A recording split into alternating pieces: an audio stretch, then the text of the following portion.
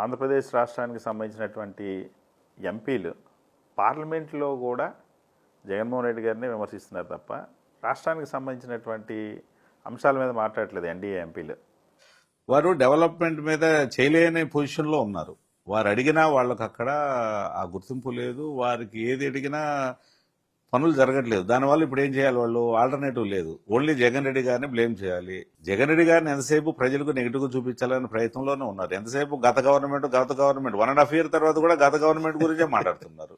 కానీ జగన్మోహన్ రెడ్డి గారు 5 ఏళ్ల పాటు విధ్వంసం చేశారు. అందువల్లే ఈరోజు రాష్ట్రం డెవలప్ జరగటం లేదు.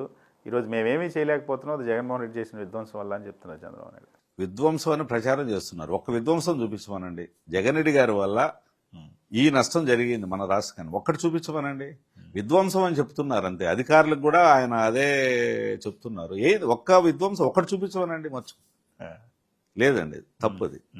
మెడికల్ కాలేజీలని కూడా చంద్రబాబు నాయుడు గారు ఆపేశారు, పీపీపీకి ఇస్తున్నారు. సో మెడికల్ కాలేజీలు ఇప్పుడు దేశం అంతా కూడా పీపీపీ మోడల్కి వెళ్తుంది, అందుకే మేము వెళ్తున్నాం అని చెప్పేసి అంటున్నారు. దేశంలో పీపీ అనేది వెరీ లెస్ అండి. కానీ జగన్ గారు ప్రైవేట్కి ఇస్తే ప్రైవేట్ దోచేస్తారు, ప్రజలకు అన్యాయం జరుగుతుంది. ప్రతి జిల్లాలో ఒక హాస్పిటల్ ఉంటే చుట్టుపక్కల ఉన్న ప్రజలందరూ పోయి మన గవర్నమెంట్ హాస్పిటల్లో ఫ్రీగా చేయించుకుంటారు అన్న అభిప్రాయంతో ఆయన కాలేజీలు పెట్టడం జరిగింది.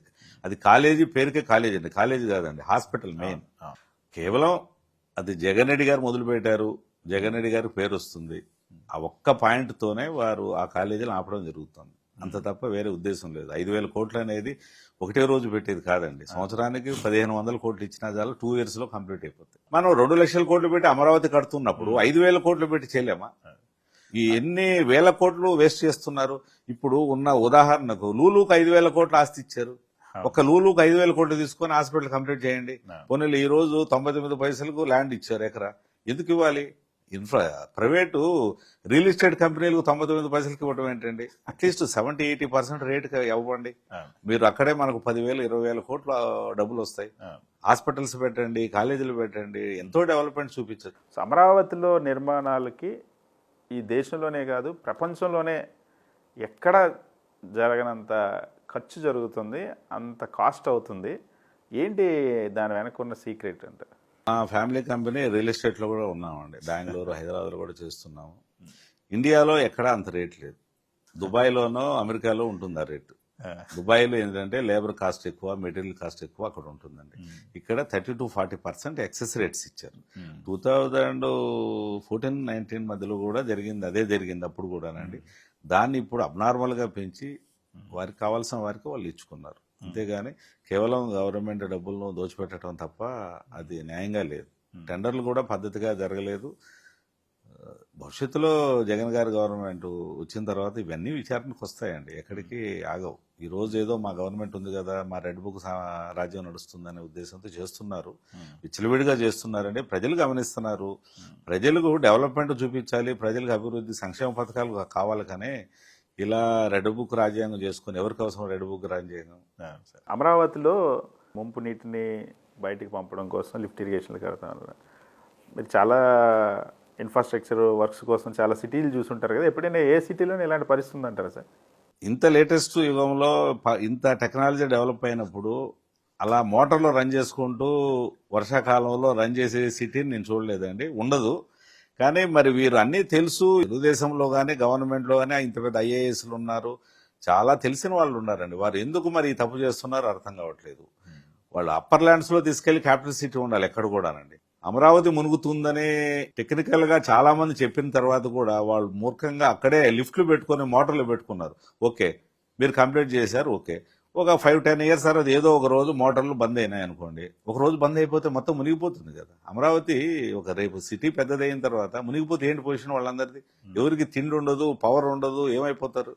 కానీ వారు ఎందుకు ఆలోచించట్లేదు? ఇప్పుడైనా కూడా వారు దాని మీద ఆలోచన పెడితే చాలా మంచిదండి. సార్, చంద్రబాబు నాయుడు గారి గవర్నమెంట్ దాదాపుగా 2 సంవత్సరాలు పూర్తవుతుంది. సో ఈ 2 సంవత్సరాల అడ్మినిస్ట్రేషన్ కానీ, ఈ 2 సంవత్సరాల పరిపాలన కానీ, ఏదైతే అబవ్ మిడిల్ క్లాసు లేదా ఇంటలెక్చువల్స్ లేదా ఇండస్ట్రియలిస్టులు అని చెప్పుకునేటువంటి ఈ సెక్టార్స్ ఉన్నాయో వాళ్ళు ఎలా డిఫైన్ చేస్తున్నారు, ఎలా ఉందనుకుంటున్నారు? మీరు మాట్లాడి ఉంటారు కదా చాలామంది. ప్రజలు పెద్ద హ్యాపీగా ఏం లేరు. ఎన్డీఏ కూటమి చాలా హామీలు ఇచ్చి వచ్చారు. చాలా హామీలు చేస్తారేమో, చంద్రబాబు నాయుడు గారు చాలా సీనియర్ కదా, జగన్ గారు చేసిన దానికన్నా వీళ్ళు ఇంకా ఎక్కువ చేస్తారనే ఉద్దేశంతో ఓటు అపోహపడి వేశారండి. కానీ వీరు చాలా దారుణంగా ఫెయిల్ అయ్యారు. ప్రచారం తప్ప ఎన్ని ఇండస్ట్రీలు మొదలైనాయి? పోన్లే, జగన్ గారి తర్వాత జగన్ గారి మీద అబండాలు వేశారు. జగన్ గారి గవర్నమెంట్ లో వచ్చిన ఇండస్ట్రీ లిస్టును వాళ్ళు పంపుతున్నారు. పెద్ద పెద్ద ఇండస్ట్రీ లిస్టులు ఆపారు వాళ్ళు. ఆ విషయం వాళ్ళకే తెలుసు. వారు భయపెట్టి వాళ్ళు పంపుతున్నారు తప్ప జగన్ గారు ఒక్క జగన్మోహన్ రెడ్డి గారు ఇండస్ట్రీస్ పంపేశారు. ఇప్పటికీ కూడా జగన్మోహన్ రెడ్డి ఇండస్ట్రీస్ బెదిరిస్తున్నారు, అందుకే వెళ్ళిపోతున్నారని అంటున్నారు. ఒక పేరు చెప్పమనండి, జగన్ రెడ్డి గారి వల్ల భయపడి వెళ్తా ఉన్నాండి. సార్, అప్పుల విషయంలో కూడా గతంలో చాలా ఎక్కువ క్యాంపెయిన్ చేశారు జగన్మోహన్ రెడ్డి గారు. అప్పుల్లో ముంచేశారు, 14 లక్షల కోట్లు అప్పులు చేశారని. ఈరోజు అప్పుల పరిస్థితి చూస్తే 3 లక్షల కోట్లు అప్పటికే 18 నెలలకి పూర్తయింది. జగన్ గారు 5 సంవత్సరాలలో 2,70,000 కోట్ల సంక్షేమ పథకాలు చేస్తూ ఆయన 3,35,000 కోట్లు చేశారని వాళ్లే చెప్తున్నారు. కానీ వీరు 18 months లోనే 3 లక్షల కోట్లు దాటిచ్చారు. దీన్ని బట్టి చూస్తుంటే ఆయన 6 to 7 lakhs crores అప్పు చేస్తారు 5 years లో.